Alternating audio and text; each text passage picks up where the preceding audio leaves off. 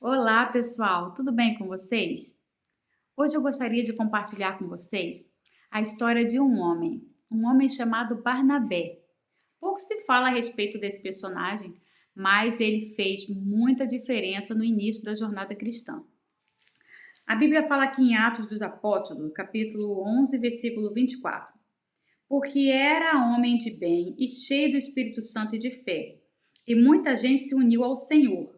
E partiu Barnabé para Tarso a buscar Saulo. Então, achando-o, conduziu para Antioquia.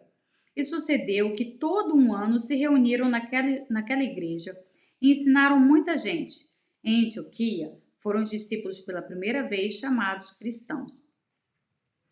Então, Barnabé entrou num cenário na vida de Paulo que Paulo ainda sofria com a desconfiança de muitas pessoas, porque ele havia se convertido, um homem que era perseguidor da igreja, um homem que esteve presente ali na morte de Estevão, no apedrejamento. Então, alguns pensavam que ele era alguém que estava se infiltrando, que estava ali para poder continuar perseguindo, matando os cristãos. Barnabé entra na história de Paulo. Ele sai de Antioquia, vai para Tarso à procura de Paulo. Se fosse a pé, seria de 6 a 8 dias.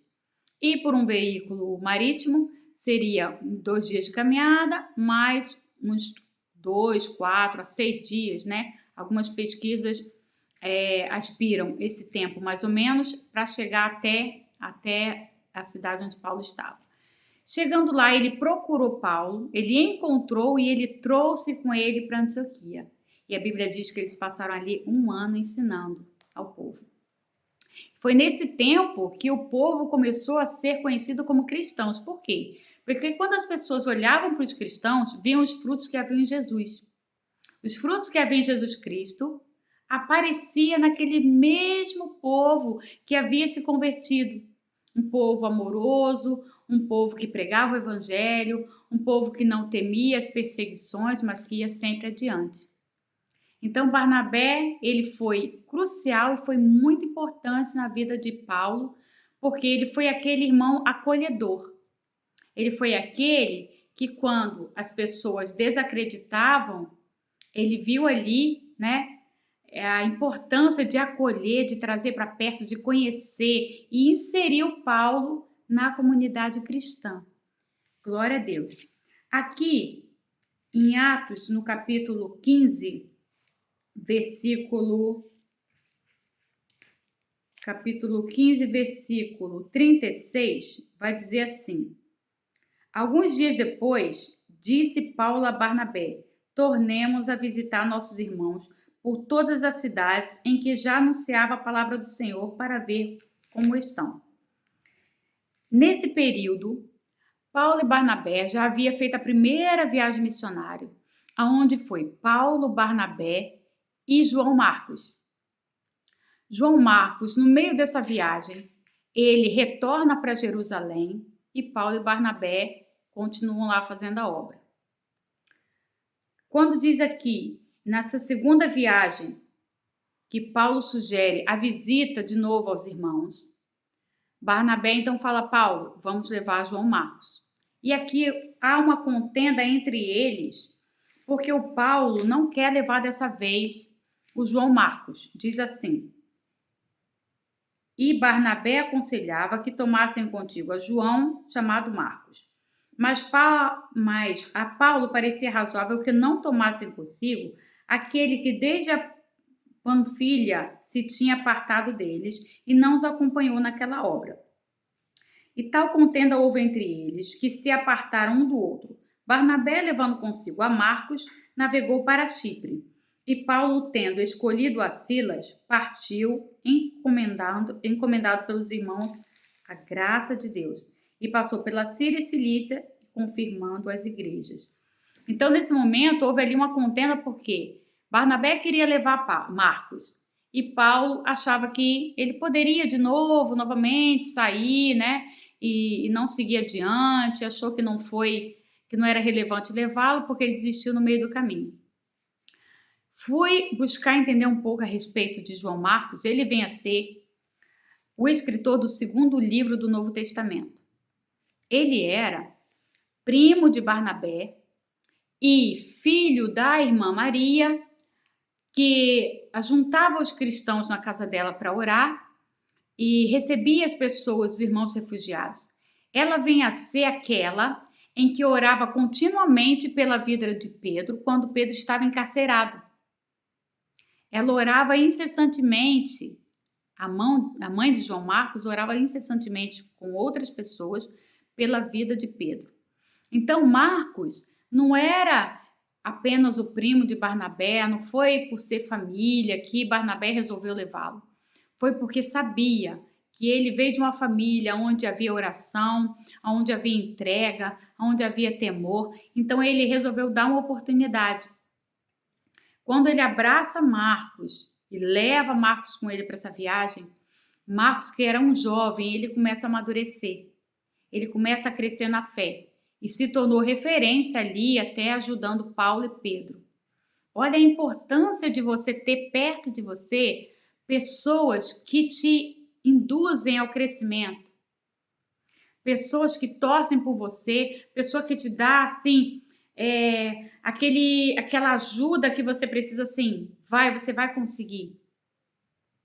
Muitas pessoas acabam por se travar, por estar no meio de um povo que só quer saber de diminuir. Isso não vai dar certo, isso não vai acontecer. A Bíblia fala fugir da aparência do mal. E eu venho meditado muito sobre essa palavra. A gente vive num ciclo, às vezes, né, vicioso, de estar sempre tentando trazer para o nosso lado pessoas que só querem nos diminuir, nos denegrir, mostrar incapacidades que nem nós víamos. Mas o Senhor nos dotou de grande capacidade. A palavra de Deus diz que Ele nos fez a imagem e semelhança dEle. O Senhor é sábio, o Senhor é maravilhoso. O Senhor diz a palavra, né? Toda palavra que saiu da boca do Senhor nunca voltou vazia. Então, nós precisamos trazer, para a nossa vida essa realidade de estar no meio de pessoas que possam somar conosco, de caminhar conosco, de nos ajudar na nossa vida cristã. Se tem alguém hoje que está o tempo todo te ferindo, está o tempo todo te diminuindo, fuja. Ora por ela, por ele, perdoa ela, perdoa ele e segue a sua vida adiante. Fecha a boca, não compartilha seus sonhos com qualquer pessoa. Não faça isso porque a nossa história, ela depende de Deus e depende de nós também.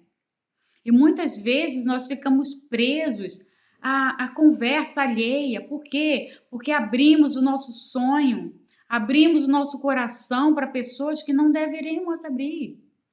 Compartilhamos coisas que não deveríamos compartilhar. Tem coisa que é entre nós e Deus. Tem coisas que é entre nós e aquela pessoa que Deus levantar para estar ali do nosso lado, sabe? Essa é a palavra que eu gostaria de dividir com vocês. Que Deus possa abençoar em nome de Jesus. Se você conhece alguém que está vivendo essa dependência emocional, uma pessoa que já perdeu a fé, em si mesmo, em Deus, porque a gente precisa ter fé que nós vamos conseguir. Deus em primeiro lugar, mas a gente precisa acreditar também que Deus nos dotou de dons e talentos, todos nós. E que nós, com Deus do nosso lado, né, orando a Deus para que Ele nos revele a vontade dEle na nossa vida, qual o objetivo, qual o projeto que Ele tem na nossa vida, a gente consegue ir adiante. A gente não precisa ficar na dependência de pessoas que digam, que validam aquilo que você quer, que você sonha, que você deseja. Não. O seu sonho está a um passo de você.